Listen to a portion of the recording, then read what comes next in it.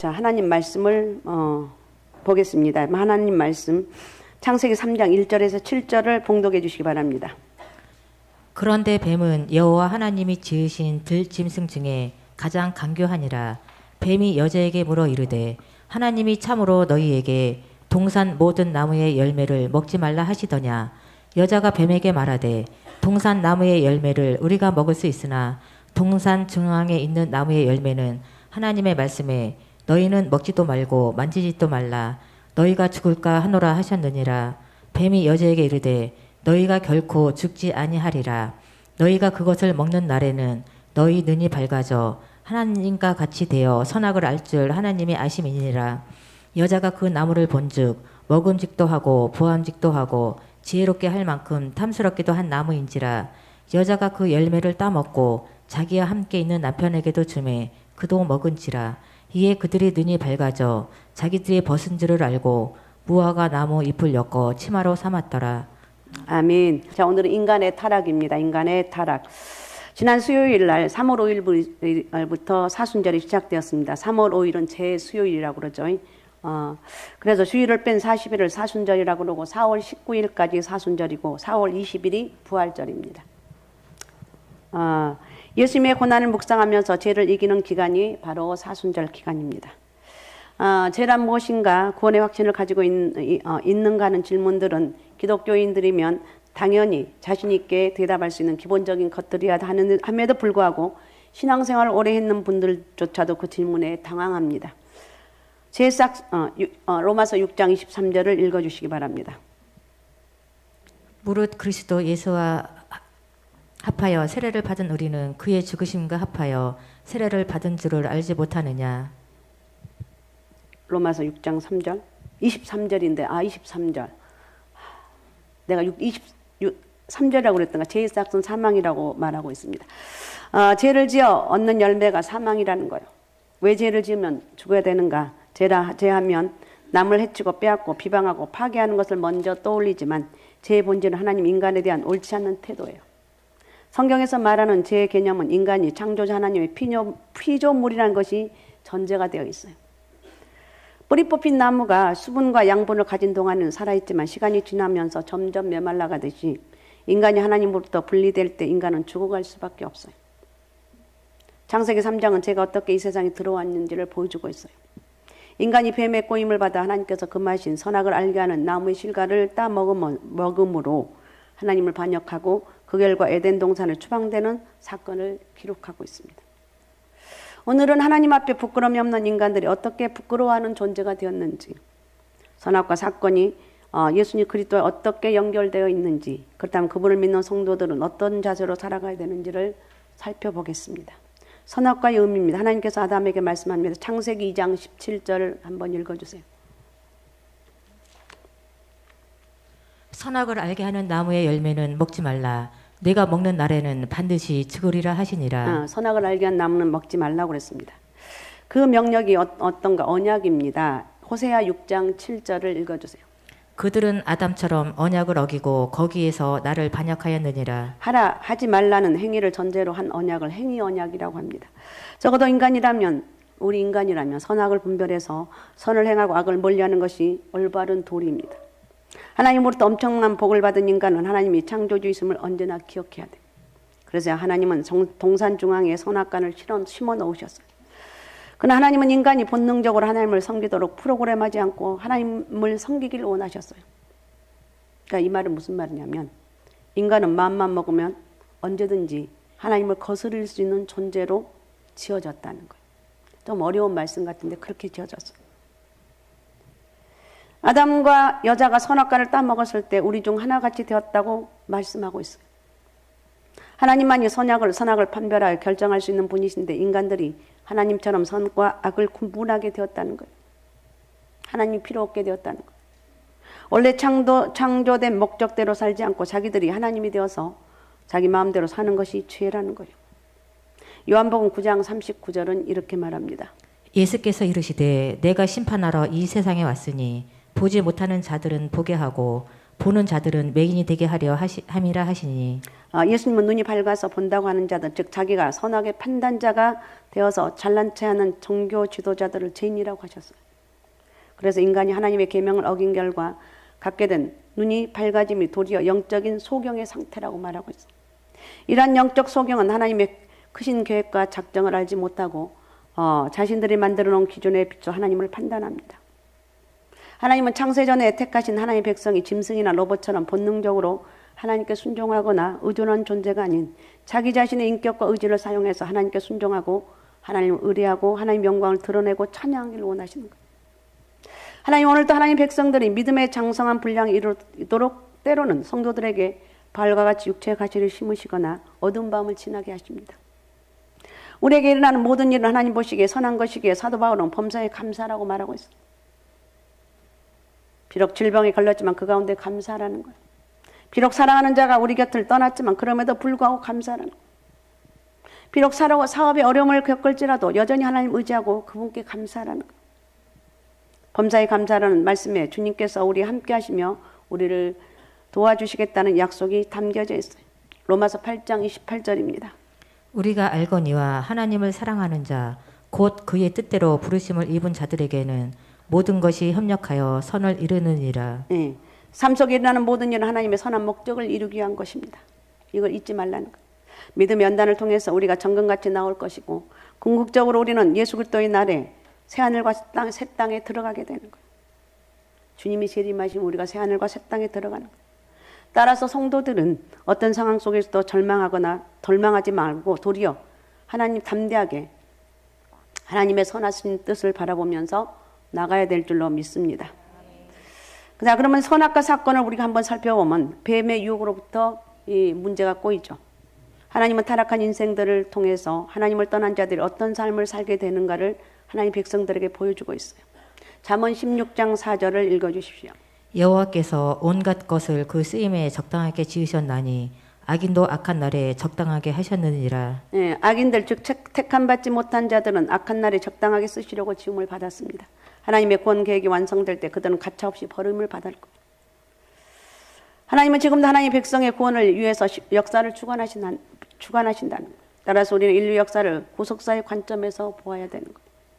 본문에 나오는 뱀은 지금 우리가 알고 있는 뱀이 아닙니다. 계시록 12장 9절은 이렇게 말합니다.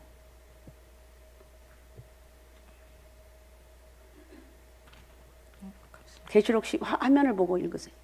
큰 용이 내쫓기니 옛뱀 곧 마귀라고도 하고 사탄이라고도 하며 온 천하를 깨는 자라. 그가 땅으로 내쫓기니 그의 사자들도 그와 함께 내쫓기니라. 예, 성경은 옛뱀을 사단과 동일시하고 있어요. 이 용은 사단의 도구가 되어서 사람에게 거짓말할 만큼 들짐승 중에서 가장 간교합니다.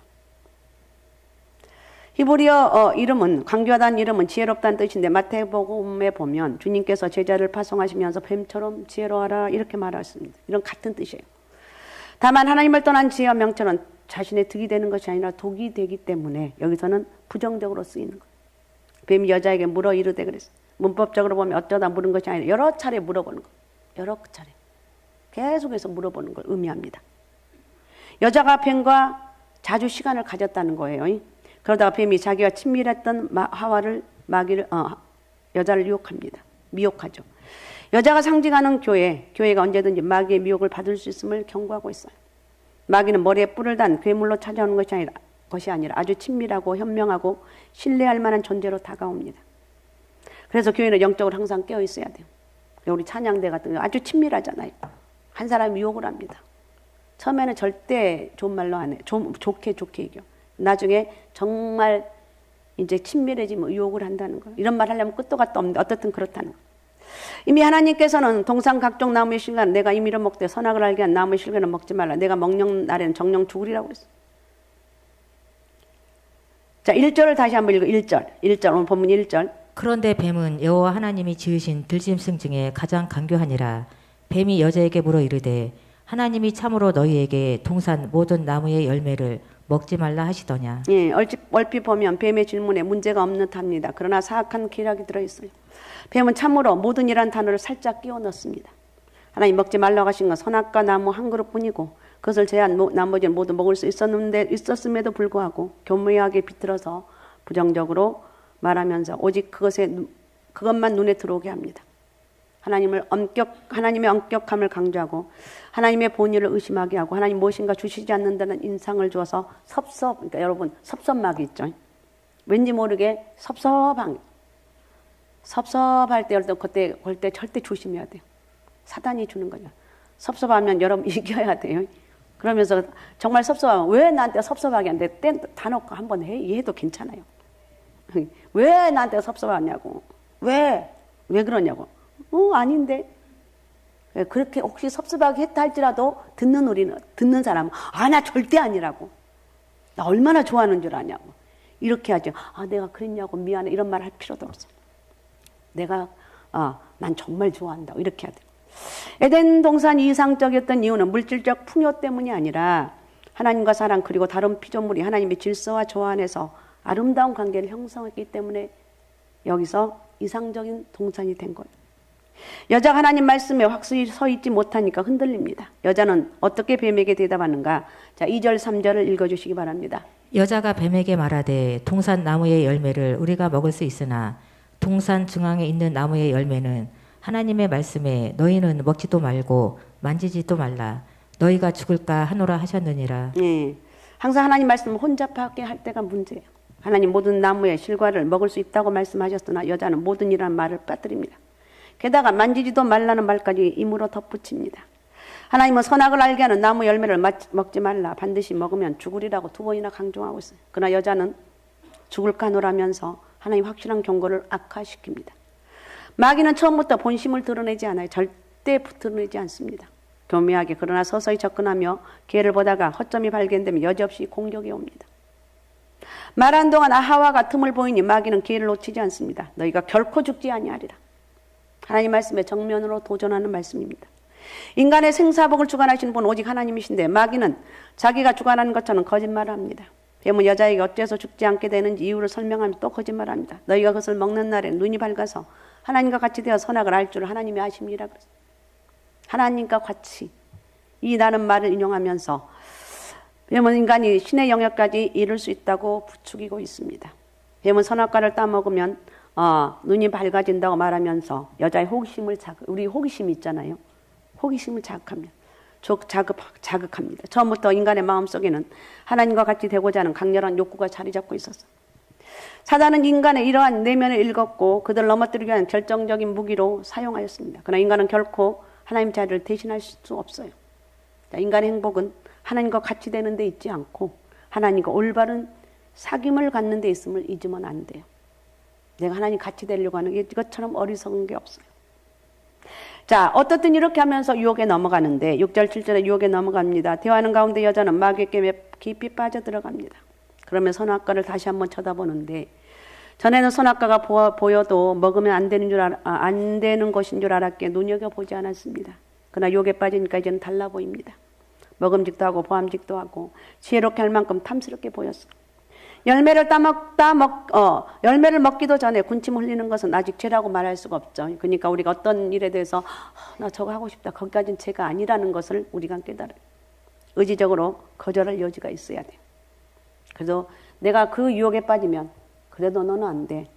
그 죄를 지면 안 되지. 안 된다는 거야. 그러면서 기도하는 거예요. 내가 저거에 대해서 유혹을 느꼈는데 죄를 짓지 않게 달라고 기도하는 거예요. 어떻든 아담과 하와는 의지적으로 선악과를 먹으면서 죄에 빠집니다.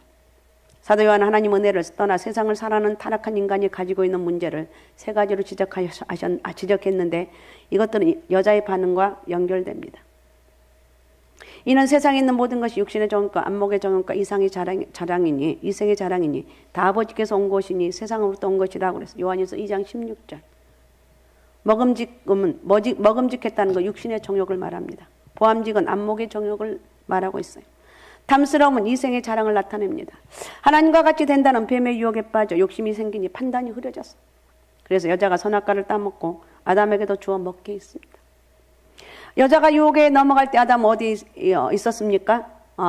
아담이 외출 중인 동안에 여자가 유혹에 넘어갔습니까? 그렇지 않아요. 바로 곁에 있었다는 거예요. 6절 한번 읽어주세요. 3장 6절. 여자가 그 나무를 본즉 먹음직도 하고 보암직도 하고 지혜롭게 할 만큼 탐스럽기도 한 나무인지라 여자가 그 열매를 따먹고 자기 함께 있는 남편에게도 주매 그도 먹은지라. 네, 남편이 어디에 있었습니까? 옆에 있었어요. 사단과의 대화를 들으면서 아담은 아무런 반박을 하지 않았다는 거예요. 범죄한 두 사람의 눈이 밝아졌어요. 여보 그러면 안 돼. 하와야 그러면 안 돼. 이래야 되는데 그렇게 하지 않았어요. 똑같이 먹었어요. 그러나 한같이 되거나 지혜를 얻게 되기는커녕 자신의 의지와 상관없이 벗은 줄을 알게 됩니다. 벗었으나 부끄러우지 않던 아담과 하와가 여자가 부끄러움을 알게 되었습니다. 하나님과의 관계가 깨져서 생긴 죄의 결과입니다. 벗은 것을 깨닫고 무화과 나무 잎을 엮어서 치마를 만들어 입었는데 이렇게 가린 행위는 일시적인 방편에 불과합니다. 불안한 전조예요. 자, 여기서 우리가 끝이면 안 되겠죠. 선악과 사건과 예수 그리스도에 대해서 살펴봐야 됩니다. 최초 인간인 아담과 여자가 하나님 말씀에 불순종하고 하나님의 은혜를 저버리면서 죄와 사망이 들어왔습니다. 그런데 2000년 전에 이 땅에 오신 예수님께서 그 문제를 해결해 주셨어요. 에덴 동산에서 여자가 사단으로부터 육신의 정욕, 안목의 정욕, 이생의 자랑, 유혹을 받았고 예수님께서 공생애를 시작하시기 전에 광야에서도 사단에게 동일한 유혹을 받았어요.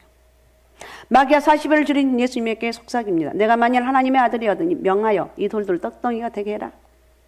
돌로 떡을 만들어 먹으라 하면서 육신의 정욕을 부추깁니다. 예수님 광야에 널린 돌들을 떡으로 만들 수 있는 능력을 가지셨지만 그 능력을 사용하지 않고 신명기 8장 3절을 인용해서 대답하십니다. 사람이 떡으로만 사는 것이 아니라 여호와 입에서 나오는 모든 말씀으로 사는 줄 내가 알게 하려 하심이니라. 육신의 정욕을 이길 수 있는 능력 오직 말씀을 기억하고 그 말씀에 순종하는 데서 나온다는 거예요. 마귀는 예수님에게 성전 꼭대기에서 떼어내려도 천사가 받쳐준다는 시편의 말씀 인용해서 기적을 행하며 자신의 존재를 드러내라고 유혹합니다. 그러나 예수님은 주 너희 하나님을 시험하지 말라고 하시면서 사단을 꾸짖습니다. 교묘히 말씀까지도 이용하는 사단을 꾸짖습니다. 하나님 말씀을 기억하고 순종한 말씀에 대한 분별력을 가질 때 이생의 자랑을 이길 수가 있어요. 마귀는 높은 산으로 예수님을 데리고 와서 천하 만국과 그 영광을 보여준 후에 자기에게 엎드려 경배하면 그 대가로 이 모든 것을 주겠다고 제안합니다. 이제 예수님은 주 너희 하나님께 경배하고 다만 그를 섬기라고 하시면서 경배 대상은 오직 하나님밖에 없다. 에덴 동산에서 아담과 여자도 예수님처럼 말을 했어야 했죠. 아담이 하나님 말씀을 신뢰하고 순종했다면 에덴에서 쫓겨난 수모를 당하지 않았을 것입니다. 그에게는 먹을 자유도 있었고 안 먹을 자유도 있었어. 아담과 하와는 하나님의 사랑에 대한 신뢰 순종을 저버리고 악과 고난만을 가져던 사단에게 순종했습니다. 에덴 동산은 하나님과 이상적인 교제의 장소였습니다. 선악과 예외 모든 식물을 먹을 수 있었던 최고의 풍요의 상태에서 인간은 범죄했어요. 그러니까 외적으로 만족한다고 해서 죄를 안 짓는 게 더 죄를 짓죠. 이것이 바로 우리의 모습이에요. 우리는 그래서 절대 환경을 탓하면 안 돼요. 너 때문이라고. 당신 때문이라고. 아니라는 거예요. 그럴 때 여러분 가슴 속에 가슴을 치면서 내 죄 때문에 그러는데 왜 내가 남편 탓을 하는지, 왜 내가 아들과 딸을 탓을 하는지, 왜 내가 엄마 탓을 하는지. 절대 모든 죄의 원인은 나 때문이라. 예수님께서는 우리가 사단의 시험을 이길 수 없음을 아시고 이 땅에 오셔서 십자가에 죽으셨다가 다시 사시고 승리를 우리에게 전가시켜 주셨어요. 모든 인간들은 하나님의 저주로 몰아넣는 첫 번째 아담과 여자의 실패를 예수 그리스도께서 회복시켜 주셨습니다. 기록된 바 첫사람 아담은 생명이 되었다함과 같이 마지막 아담은 살려주는 영이 되었다 그랬어요. 고린도전서 15장 45절에 아담은 단순히 살아있는 존재지만 그리스도께서 생명을 주어 살리는 영이 되었다는 거예요. 지금은 믿는 사람이 흙에 속한 자가 되어서 아담 형상을 가졌지만 마지막 때 우리는 하늘에 속한 자인 그리스도 형상을 만드실 거라는 거죠. 자, 그러면 여기서 우리의 자세를 한번 살펴봅니다. 우리는 그럼 어떻게 해야 되는가? 우리가 이 하나님의 사순절을 맞이해서 우리는 어떻게 하나님 앞에 살아야 될 것인가? 늘 잊어먹지만 다시 한번 생각하는 거예요. 겸손한 하나님의 백성이 되라는 거예요. 내가 누구인지 정체를 아는 게 중요하죠. 정체가 왜 중요한가? 어떤 인생을 살지를 결정하기 때문에 그렇습니다. 그래서 성도라면 눈에 보이는 세상을 사랑하지 말고 눈에 보이진 하나님을 사랑하라. 육신의 정욕, 안목의 정욕, 이상의 자랑은 세상을 사랑하는 마음에서 비롯된다는 거. 지금 세상에 빠져서 하나님보다 세상을 사랑하고 있지 않는지 자신을 돌아보라는 거예요. 아담과 하와는 베푸신 풍성한 은혜임에도 불구하고 하나님같이 되어보려다 가다가 죄를 범했습니다. 우리는 교만이 싹트지 않도록 항상 내 자신을 돌아보면서 겸손에 힘써야 돼요. 왜? 마귀는 우는 사자같이 다니면서 삼킬 자를 찾고 있습니다. 그래서 오늘 우리의 욕망을 십자가에 못 박고 항상 성령을 쫓아 행하는 믿음의 삶을 살아가야 될 줄로 믿습니다. 그 다음에 두 번째, 하나님 말씀으로 무장해야 됩니다. 윤리적으로 바르게 살아 하나님의 뜻을 따르지 않는다면 악한 거예요. 선악의 교정은 하나님이에요. 말씀이라는 거. 제 발단 하나님 말씀을 온전히 따르지 않고 자기의 생각을 섞거나 왜곡하는 데서 출발합니다. 어떻든 사단은 인간을 죄에 빠뜨리기 위해서 하나님 말씀을 의심하도록 부추기는 거예요. 예수님 말씀으로 사단의 유혹을 이길 수 있었던 것은 말씀을 잘 알고, 예수님이 말씀으로 사단의 유혹을 이길 수 있었던 건 말씀을 잘 알고 계셨기 때문에, 사단이 달콤한 유혹을 제시할 때마다 말씀에 근거한 명쾌하고 단호한 답을 제시했습니다. 사람 생각은 논쟁을 낳아요. 논쟁 좋아하는 사람이 있죠. 그럴 땐 그런 사람하고 상대하지 말아요. 하지만 하나님 말씀은 순종을 낳고 승리를 낳습니다. 영적 권세가 있기 때문에 그렇습니다. 말씀이 부지런히 읽어야 되고 암송하고 마음 편에 새기고, 새긴 말씀대로 살아가고 부지런히 암송. 그 다음에 세 번째는 돕는 배필의 역할을 잘 감당하라는 거예요. 하나님 보시기에 힘이 좋았다고. 그러나 하나님 보시기에 힘이 좋았던 피조물이 자기 욕망의 눈에 보기 좋은 것을 탐하다가 하나님 외면합니다. 여자가 뱀의 유혹을 이기지 못하고 선악과를 따먹고 아담에게 주어서 아담까지도 타락하게 만들었습니다. 하나님의 목표는 생기를 소유한 아담이 아니라 영원한 생명을 얻은 인물을 만드는 것이었어요. 하나님 바로 이 일을 위해서 돕는 배필을 지으셨는데, 여자가 선악과를 먹게 만듦으로써 오히려 아담을 죽게 함으로 돕는 배필의 사명을 감당하지 못하게 했습니다. 감당하지 못했어요. 그래서 창세기 3장은 여자의 나약함을 폭로하면서 진정한 돕는 배필이 누구인가를 암시하고 있어요. 아담에게 진정한 돕는 배필이 누군가? 시편 115편 9절에 보면 이스라엘아 여호와를 의지하라. 그는 너희의 도움이시고 너희의 방패다. 하나님의 백성의 돕는 배필은 하나님이라는 거예요. 내가 아버지께 구하겠으니 그가 또 다른 보혜사를 너희에게 주사 영원토록 너희와 함께 하시려. 요한복음 14장 16절에 말하고 있어요. 하나님 백성을 영생으로 이끄는 유일한 돕는 배필은 진리의 영이신 하나님, 성령 하나님이라는 거예요. 그분을 여러분 가슴속에 또 꼭 모시고, 하나님 내 안에서 떠나지 마시고 나를 죄를 이기게 도와주시고 믿음으로 살아가게 도와주옵소서. 어떻든 사순절이 시작이 되었습니다. 지난 수요일부터. 사순절 기간 동안 주님과 교제하면서 처음 믿었던 그 은혜를 회복하시고 하나님만을 높이는 겸손한 하나님의 자녀로서 믿음으로 승리합시다. 그런 삶을 살아갑시다. 오직 예수, 오직 믿음, 오직 성령 충만함으로 하나님 말씀을 붙들면서 나를 이기고 죄를 이기고 세상을 이기신 주님 마음에 합한 자로 살아가면서 믿음의 사람으로서 하나님 앞에 축복의 통로가 되시기 바랍니다. 그런 역사가 있으시기 바랍니다. 자, 오늘 말씀 생각하시면서 우리 같이 기도했으면 좋겠습니다. 아버지의 사순절 첫 번째 주일날 하나님만 우리가 의지하며 나가기 원합니다. 우리 인간의 타락은 하나님 말씀 온전히 순종하지 못했던 결과라는 것을 다시 한번 깨닫습니다. 하나님 말씀 앞에 철저히 말씀을 알고 믿고 순종할 수 있는 그런 영적인 은혜를 허락하여 주옵소서. 하나님 축복하여 주옵소서. 우리 주여 세 번 부르고 우리 같이 통성으로 같이 기도하겠습니다. 주여, 주여, 주여.